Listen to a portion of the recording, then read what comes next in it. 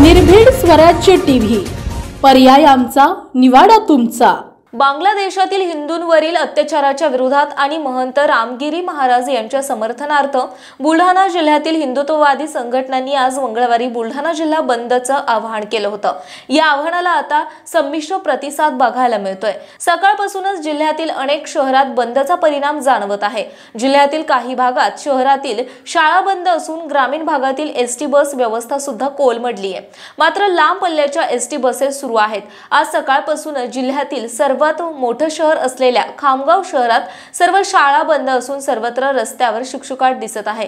मात्र शेगाव, संग्रामपूर, जळगाव, जामोद, नांदुरा आणि मलकापुरातील बाजारपेठा सुरू असल्याचं दिसून आलं, तर शाळाही सुरू होत्या। एकंदरीत बुलढाणा जिल्ह्यातील हिंदुत्ववादी संघटनांकडून बंद पाळण्यात येत असून त्याला संमिश्र प्रतिसाद मिळाला आहे। यावेळी खामगाव शहरातील सर्व हिंदू संघटनांनी एकत्र येऊन उपविभागीय अधिकारी रामेश्वर पुरी यांना निवेदन देण्यात आलं आहे। बुलढाणा जिल्ह्यातील महत्त्वाच्या घटना आणि घडामोडी पाहण्यासाठी तुम्ही निर्भीड स्वराज्य या चॅनलला अद्यापही सबस्क्राइब केलं नसेल तर आत्ताच जाऊन सबस्क्राइब करा आणि बेल आयकॉन दाबायला विसरू नका आणि फेसबुक पेजला शेअर आणि लाईक करा। पाहत रहा निर्भीड स्वराज्य।